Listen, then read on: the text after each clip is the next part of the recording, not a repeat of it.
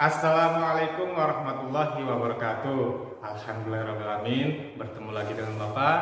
Kita masih dalam rangka melanjutkan pembelajaran jarak jauh.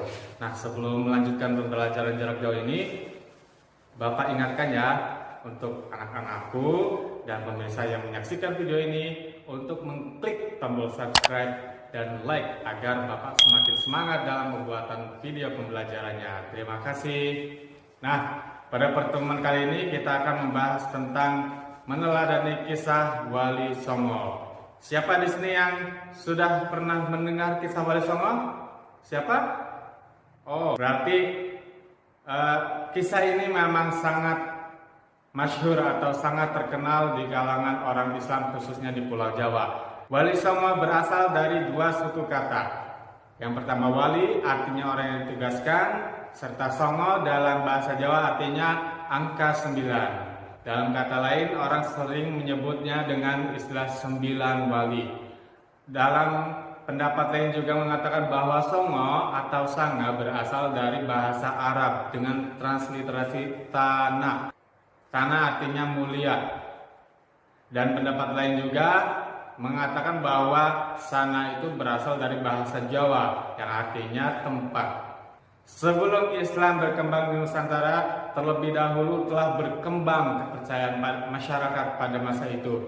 Antara lain kepercayaan nenek moyang dan kepercayaan Hindu-Buddha yang sudah berkembang pada zamannya. Kemudian pada abad ke-15 Masehi, para Wali Songo mulailah mengemban misinya untuk menyebarkan ajaran Islam di Nusantara. Mereka tinggal di utara pantai Jawa, yaitu di daerah Gresik, di daerah Lamongan, dan di daerah Tuban di Provinsi Jawa Timur, serta di daerah Demak, Muria, dan Kudus di Provinsi Jawa Tengah, serta di Cirebon di Jawa Barat. Mereka adalah para intelektual pembaharu peradaban manusia pada masanya. Mereka mengajarkan tentang bercocok tanaman, kesenian, kesehatan, pemerintahan, serta kemasyarakatan. Era Wali Songo adalah era di mana berakhirnya dominasi Hindu dan Buddha, kemudian digantikan dengan kebudayaan Islam ketika itu, di mana mereka tetap mempertahankan sebuah tradisi, namun di dalam tradisi tersebut yang mengandung kesyirikan artinya itu adalah menganggap ada kekuatan lain yang lebih agung daripada kekuatan Allah, di mana kesyirikan tersebut perlahan-lahan dihapus oleh para Wali Songo.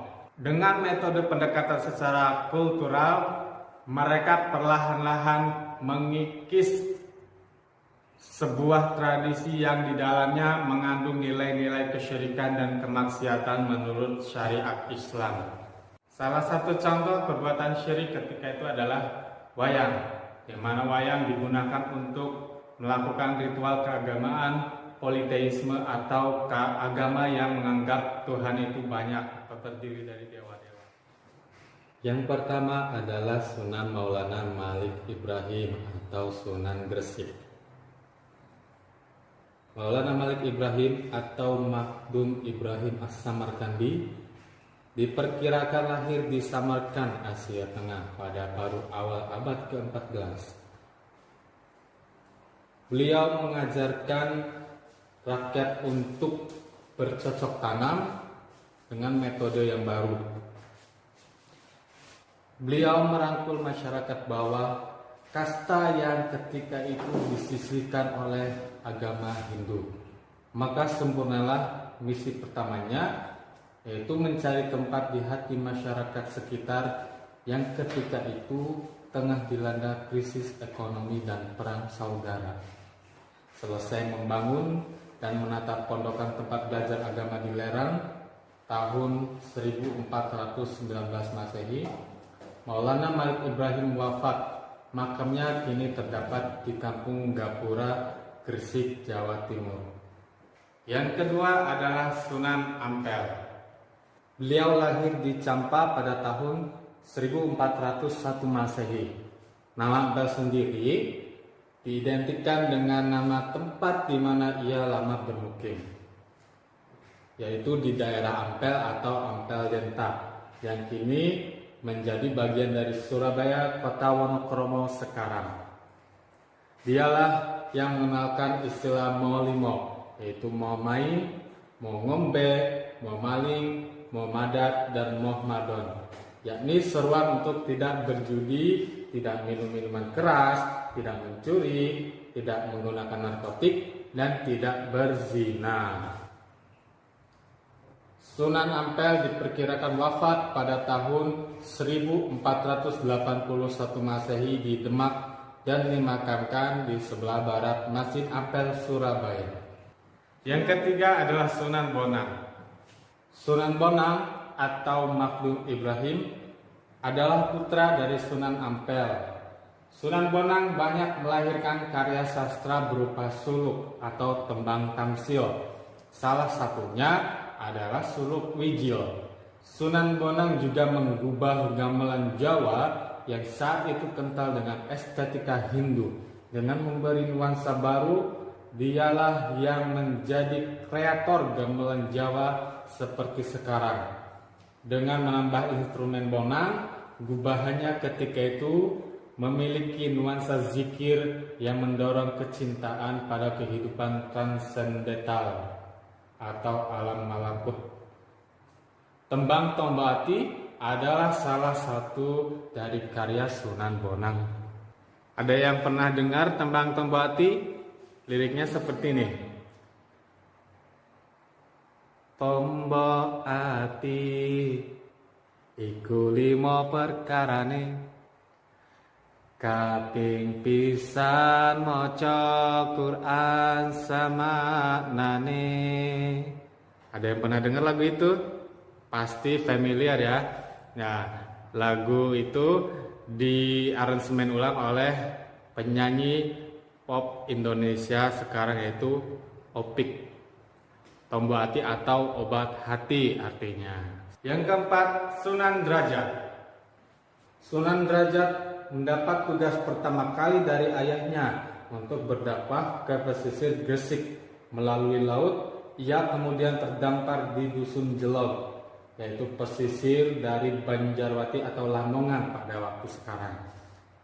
Tapi setelah setahun berikutnya, Sunan Derajat berpindah 1 km ke selatan dan mendirikan padepokan santri dalam Luhur yang kini bernama Desa Derajat di Paciran, Lamongan, Jawa Timur.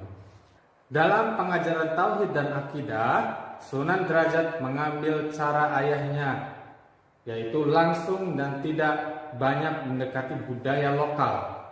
Meskipun demikian, cara penyampaiannya mengadaptasi cara berkesenian yang dilakukan oleh Sunan Muria, terutama seni suluk. Maka ia mengubah sejumlah suluk, diantaranya adalah suluk petua, berilah tongkat pada si buta, dan berilah makan pada yang lapar, serta berilah pakaian pada yang telanjang. Yang kelima adalah Sunan Kudus. Nama kecilnya adalah Jafar Shodiq. Beliau cara dakwanya meniru dari pendekatan Sunan Kalijaga, yaitu sangat toleran pada budaya setempat. Cara penyampaiannya bahkan lebih halus. Cara Sunan Kudus mendekati masyarakat Kudus adalah dengan memanfaatkan simbol-simbol Hindu dan Buddha. Hal itu terlihat dari arsitektur Masjid Kudus, bentuk menara, gerbang, dan pancuran atau pedasan wudhu yang melambangkan 8 jalan Buddha. Sebuah wujud kompromi yang dilakukan oleh Sunan Kudus. Nah, anak-anakku dan pemirsa yang budiman, baru saja telah kita saksikan pemaparan kisah Wali Songo yang baru saya sampaikan hanya baru 5. Nanti kita akan lanjutkan lagi di pertemuan atau video yang selanjutnya. Terima kasih, mohon maaf apabila ada kesalahan. Jangan lupa subscribe, like, dan share. Terima kasih. Assalamualaikum warahmatullahi wabarakatuh.